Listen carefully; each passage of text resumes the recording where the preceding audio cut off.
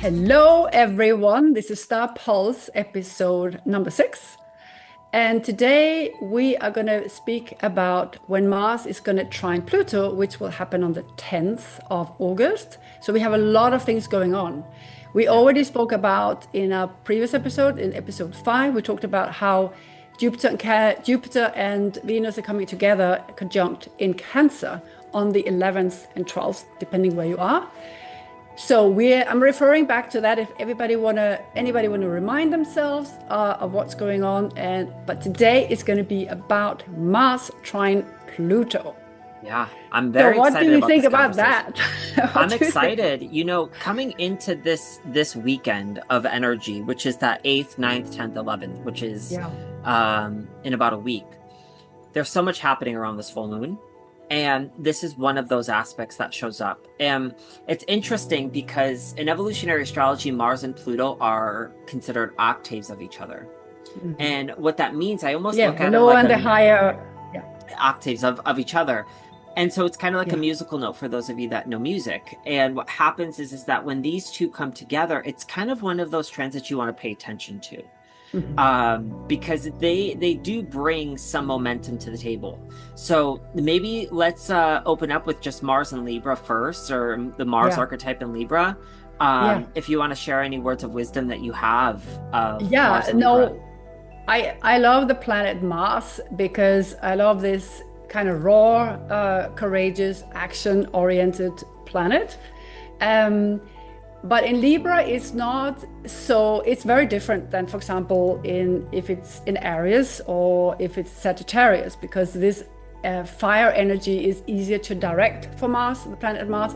When it's in Libra, it's more about the being the diplomat, it's about being the influencer.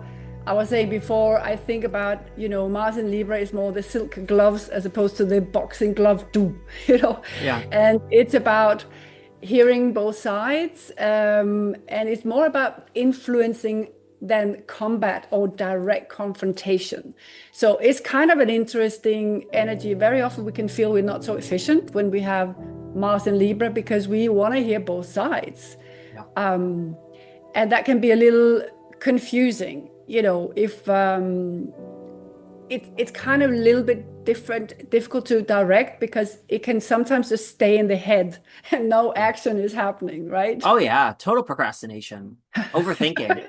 One of the, when I look at Mars for me has a lot to do with the choices and decisions that we're making consciously on a day-to-day basis, the things that we're doing and how we're operating. So what happens is that Mars kind of helps us understand how we are placing these choices and decisions. Where are we placing these choices and decisions? Yeah. And overall, the goal is to align that with our higher self, the soul, and really guide that in that direction.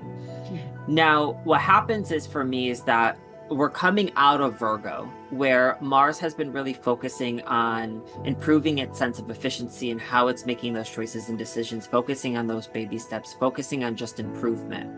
Yeah. When we enter into the Libran realm, Mars is going to put that emphasis of choices and decisions in our relationships. And now this isn't necessarily romantically speaking, it may, but it is in general with how we relate to others. How do we share with others? How do I get along with others?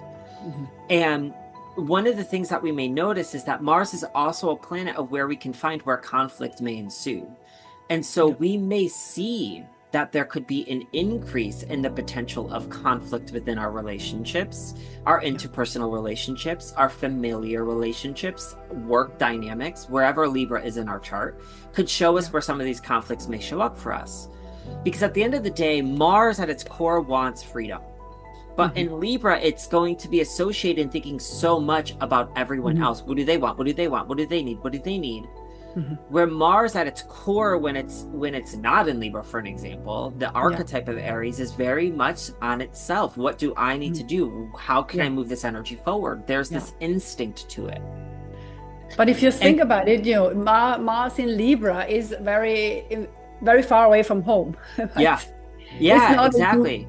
It's like you go and see things from exact opposite point of view. And that is also interesting for us in terms of, I'm always thinking about Mars, about it being efficient, and efficient in terms of taking action and make it happen. Yeah. And like you said, here we have the realm of relationships. And this is going to be still a point of view where you can't just, go ahead with your own agenda. There has to be some sort of, balance again, some diplomacy. Yeah. But it can also be most efficient, if you influence things rather than confronting people head on. Yeah. You know what I would say as well, just as like in a counter mindset, is that if you're in a position right now where you're not putting your needs first, and what's happening is that the scales are tipped in other people's directions, this is very much the permission that you need to learn to put yourself first. When I work with any transit, I always pay attention to what is the balancing point, which is the opposition, which for Mars and Libra would be Aries. So what does Aries offer this Mars and Libra? Because if we are so diplomatic and always thinking about other people first, we're not thinking about ourselves. And that could create internal frustration. That can create the anger of, you would be surprised how many times Mars in Libra can bring out anger. And one of the things that I also want to say is I want to be very cautious and careful with Mars and Libra when it comes to chaos and crisis. Because what's happening is I always say Mars in Virgo can create crisis for us, whereas Mars and Libra could create chaos for us. And the chaos of Libra comes from where the scales are tipped in the wrong directions. Are we people pleasing? Am I being too where is the balance in all of this? And there needs to be balance. And Mars could help us bring this forward. One of the things that Charlotte and I are going to talk about next week a little bit more is that there's a lot of other dancers that are happening around this transit that are going to potentially create some confusion around what is the right choice and what is the right decision and how do I operate, how do I do this. And it could sometimes feel like there are some road blockages or some stop signs that are not allowing us to do what we'd like to do, or we feel confused on how to do something. So if you're feeling that energy right now, before we bring Pluto into the equation, I would encourage you to take a deep breath, because you're not the only person. I think lack of clarity is a commonality that many people have right now. And so embrace the discomfort of not knowing right now, because the knowingness and the clarity will come. And I think Pluto is going to help in a way, but there's so many other dancers on the stage today. Can we mention that, up in Aries, the opposite side to Mars, we have Neptune and also Saturn sitting in a conjunction. And, at the same time as Mars is doing a trine to Pluto, is also going to do an opposition to those two planets.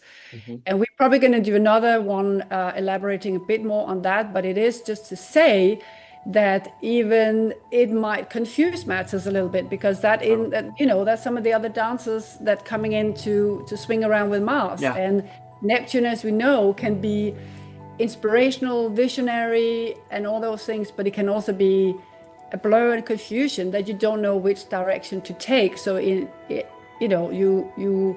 become not very efficient in your goals.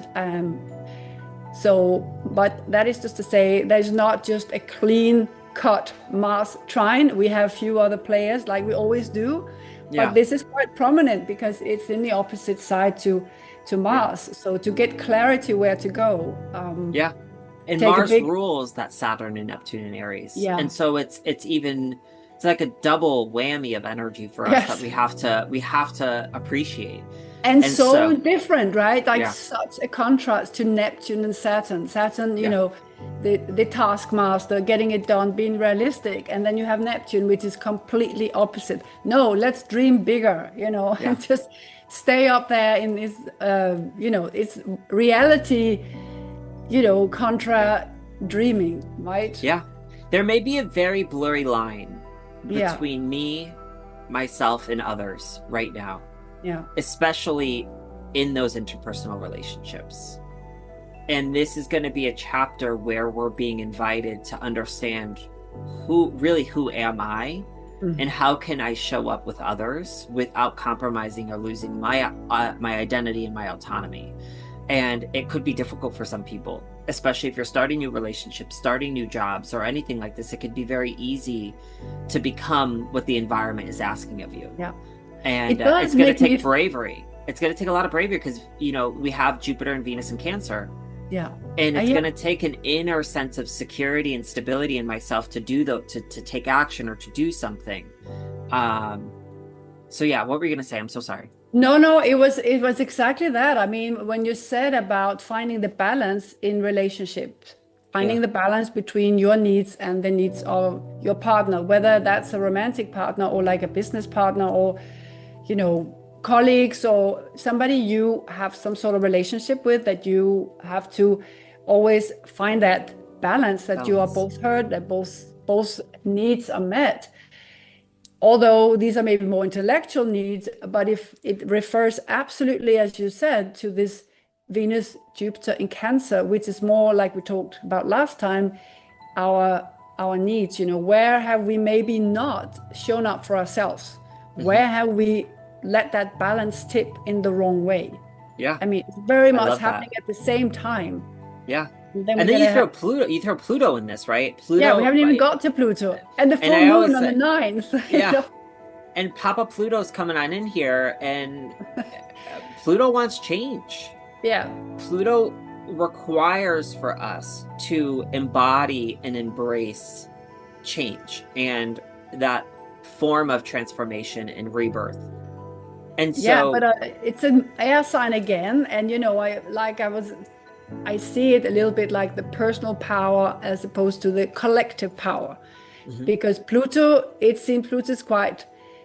about to distribute. I mean, in Aquarius, about to distribute the power. yeah, So there is a little bit of contrast there with Aries, which is about my power. I want yeah, the power. I want to do what I want to do. And then Pluto is like you call it Papa Pluto, yeah, no, let's be in good Aquarius fashion. Let's not have a few people sit and decide for everybody else. Let's distribute that. Let's collaborate. So yeah, these are a little bit of contrast, but hey, that's how it is constantly with these planets. We are yeah. asked to really balance so many things at the same time. No wonder people get confused. Yeah, and it's interesting because it's when I look at the alignment of these planets, and you have Pluto in Aquarius, which I know we've talked about together on Instagram before. I believe we done lives on this topic. Yeah. Um, it's interesting because Pluto does have the capacity in Aquarius archetypally to help us reconstruct what humanity and the collective means. The obstacle of all of this, though, is that we need to also be able to discover our own unique individuality and identity within the Mhm. collective. Yeah. So there is an I in the collective, and Pluto in Aquarius is going to help us discover who is the I, who am I, and how can I actually be of service to the greater Mhm. good, to the collective? What solutions could I offer that could make a difference for others? Yeah. And Mars and Pluto in this specific trine together has a lot to do with what are our desires. Mhm. Mars and Pluto have so much to do with different dimensions of desire that whenever I see them aligning together, it's all about the aligning of our desires and our will. Yeah. Where are you placing your actions and choices, and Yeah. what are your core desires right now in your life? And it's interesting because I feel like when we're dealing with these air signs within Libra and Aquarius, there is this reflection of our desire nature towards others. Mhm. How can I help other people? How could I do this for other people? I think what's important is that this specific trine, I feel like, and you and I were getting into this a little bit before, Yeah. there's something about this trine that speaks to the lessons that we've accrued from when Mars and Pluto were conjunct before, their last conjunction point. Yeah. There's something about the lessons that we've accrued up until this point that we've learned a lot of wisdom. And now it's time to somehow give that wisdom or insight back to others. And perhaps what a big challenge of this is, how can I align more of my desires and choices to help other people? And when I do that, I feel like I'm being supported. I feel like I'm being guided. I feel like I'm doing the right things. And there's something to this that I could feel, like those that are in a position right now that they're really asking themselves, how could I help other people? How could I share this with other people? How could I do this for people? Because my desire is to help people. That is a core desire of mine. I feel like this could be a very flourishing transit. Yeah, I love the way you're taking it from relationship, Mars and Libra, to Pluto and Aquarius, where it's not so much about the personal, but more about the collective and, the greater good. And Pluto is, as we know, it takes so long for it to go around the zodiac, 248 years. So it stays so long in one place. So we really have, it's very transformative energy for us. It's going to stick around for a long time, but it already feels like when all these planets are hitting, it feels like we have a chance to tap into that collective power of Pluto, a transformative energy, and align it with our own evolutionary goals and what we want to achieve in life on a personal level as well. I love what you just triggered a thought in me as you just said this as well, about Pluto archetypally can represent the metaphor of death.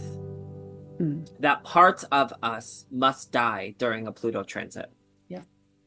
So my question I would ask is, what desires are no longer beneficial to me, and what desires of mine are no longer beneficial to others? And this could be very much a collective transit, and it could be very much a relationship transit. It could totally show up in relationships where perhaps your own individuality and identity is being absolved in the relationship.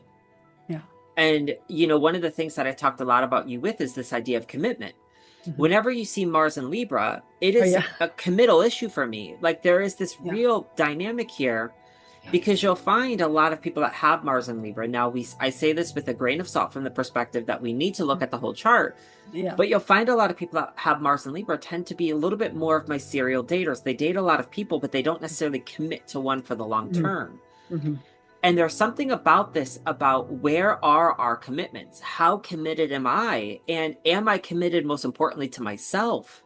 And am I committed to my partnerships, my work, my career, whatever I am, wanting to do? Whatever those desires are, how committed are you to these desires?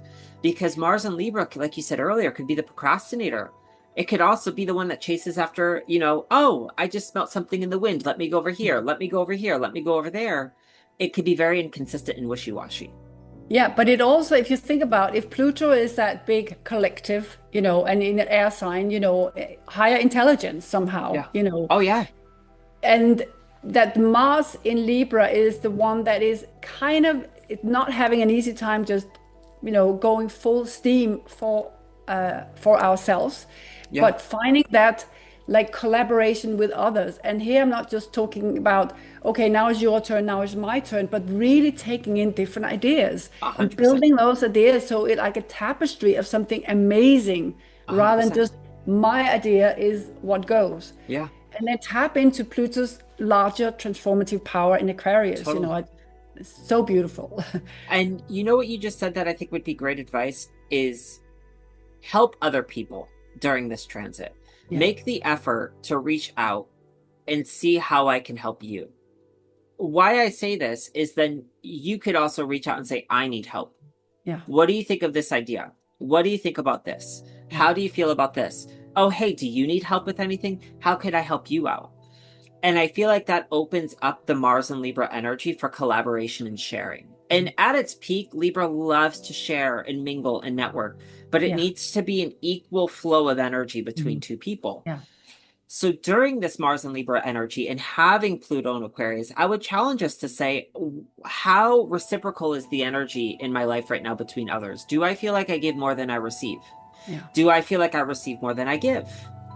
And having that awareness could be very powerful. Because again, this is all about, again, in Libras, leveling that playing field so there is equality for everyone and everything.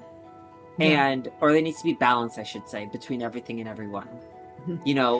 at the same token, Libra also represents the polarities of everything. So it's I a was very, just about, you read my thought. I was thinking, don't forget we are in Leo season, you know? yeah, So, and the fact that Pluto is in Aquarius, you know, the opposite sign is Leo, and this is Leo season. So we, you know, it is also time to have a bit of fun with it, right? It's a bit of time to have fun with this energy, not take it so seriously, you know, yeah, but it's about how can we bring more of our authentic yeah, self and our truth, like lovely Pluto words, you know. yeah. What is Um, that? Yeah, definitely. yeah, from Leo, you know, how we show up in the world. And Totally. it, like you just said the word, it's polarity, we should never forget. And of course, you know, there's a shadow side as well. So when you have, you Yeah. know, Mars in Libra, sometimes they also feel that they are not, like there could be this little bit of victimhood Oh, there, yeah. like when is it my turn? Yeah. And because you have areas on the other side, and it's like, and the same with Pluto, it can also be, there can be this power play, you know, that Totally. if, and again, we need to think about, you know, I feel gravitating towards Aquarius because it reminds us, you know, there is a place for all of us to shine.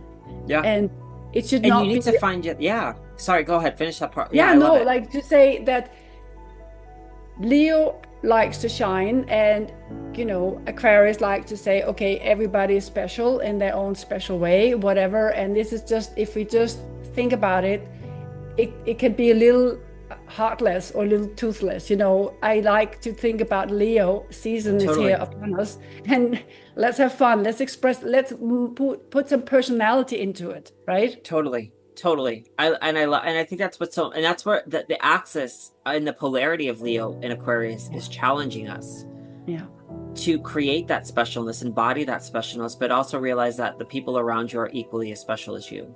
yeah. Um, and to honor that specialness in others. You have And such, so, you had something beautiful that you're reading for our favorite Pluto book. I don't know oh, about Mars. I think we shouldn't forget that. It was such good quotes you have. I think we I wanna, I saved a few lines. So for those of you that are interested, this is the Pluto, the Evolutionary Journey of the Soul, Volume 1. And this is for individuals that are really interested in the evolutionary astrology approach towards understanding the planets, the perspectives. In this specific book, he focuses a lot on Pluto and the archetype of Pluto.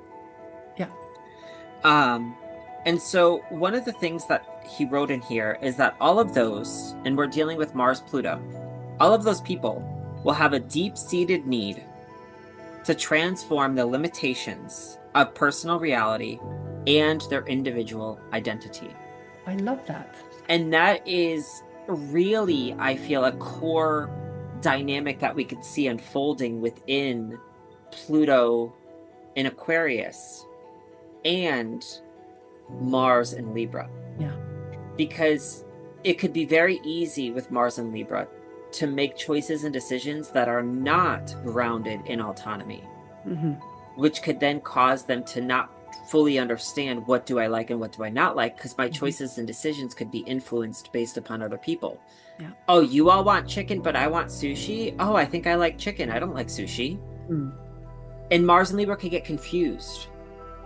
And there's something about this that I was mentioning a little bit earlier, that the highest form of a transit with Mars and Pluto is about aligning our own personal will with our will and desire of the soul hmm, and yeah, what is going on in the deepest part of ourselves.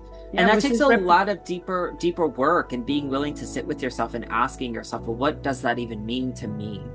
yeah, And there's something about this, like I said, that is about giving or sharing or disseminating hmm, back. But like I said, I feel like if you're not in a space where you fully understand that core sense of identity, it's going to be very difficult for you to do this, which yeah. can then create us feeling stuck and stagnant.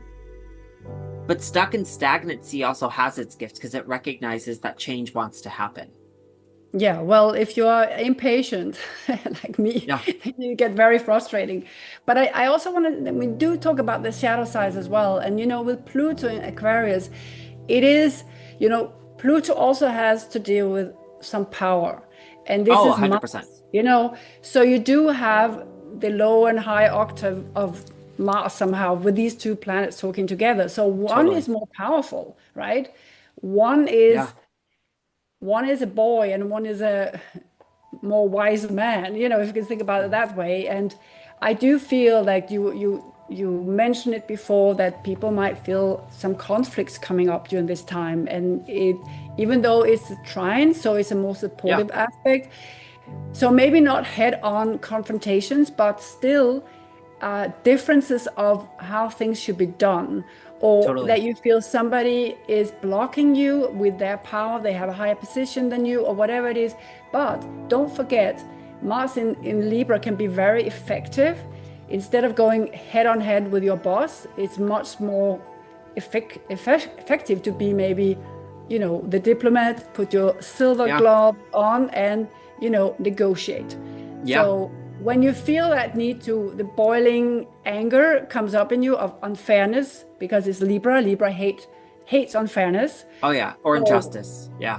injustice, it just rubs them the absolute wrong way. And if you are meeting a giant, you cannot do so much. But what you can do, you can use your charm and you can use your negotiating skills.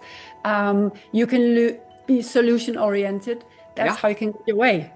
Yeah. I love what you just said. And I also, there's something else that I was just looking at the chart for the 10th, just briefly. Yeah. And, Pluto and Mars will have that trine. And again, there are a lot of other players on this day. Yeah. And the other thing that I think is just interesting is Pluto will have its opposition, pretty dang tight opposition to Mercury at the same time as all of this is happening. Right. So is there a potentiality for there to be conflict? Is there a potentiality for there to be disagreements? Is there the potentiality for us to have an internal conflict, an internal dilemma? Very much so. Yeah. And so for those of you who are very interested about this energy, I think y'all should stay tuned to our next video where we talk about the full moon a little bit more, because it is a very active full moon. There's a lot happening here, and we really wanted to break it apart for you guys so you can really lean into this energy. And be effective in your world, whatever it is. Optimize, exactly. Be effective in. 100%. So, do you have any questions for us? I know last time you had questions. Did you write any down this time? I didn't write. Well, I don't remember that at the top of my mind right now, but I was thinking about leadership, Mars leadership, and asking ourselves, where am I leading with my authentic self? Where am I, because it's still Libra, where am I looking too much outer driven and looking for approval, so maybe, outside validation as opposed to where do I leave with, true autonomy, and that needs a little digging, I love it. Yeah. I love it. What about yourself? You have one, you have a good question? So round it up. I kind of like what you're getting into. I would just piggyback and say, do I feel like I'm authentically living out my truest desires? Or am I living out the desires that other people have conditioned me to have? Yeah. And I think we all have some conditioning that we are unaware of. And Pluto is really that planet of, unconsciousness as well, the power of the unconsciousness within us. And that's what I want to access here, is that unconscious and accessing those unconscious desires, because that is where, there's a beautiful quote from Carl Jung who said that once you make the unconscious conscious, or once you make the unconscious conscious, it really sets you free, or something like that. Yeah. And I feel like that is how you'll fully understand who you truly are. I agree with you, because if you think about the unconscious can be the in French we say saboteur, the one that sabotage you behind. I was going to say, is that sabotage? Yeah, sabotage from within, Yeah. That unconscious conditioning, that could be that which sabotage ourselves. So that's why it's really, really important right now to get in touch with that inner leadership that is 100%. Authentic and truthful about us, So I found this quote. I found the quote. I just quickly searched it up. Oh, good. Until you make the unconscious conscious. sorry, until you make the unconscious conscious, it will direct your life and you will call it fate. And there's something to this because Pluto very much has a lot to do with the unconscious desires of the soul, whereas Mars has a lot to do with the conscious actions and choices. Yeah. So there's something about this, about utilizing the Mars action and choices to become aware of the unconscious desires and choices. Oh my God, it's a great one. It's a great one to end on as well. I hope it gives people food for thought. It certainly gives me food for thought as well. So thank you so much. And thank you for people tuning in and to Star Pulse. We will bring more of astrology talks. Okay. Thank you, everyone. Till next time. Bye. Bye.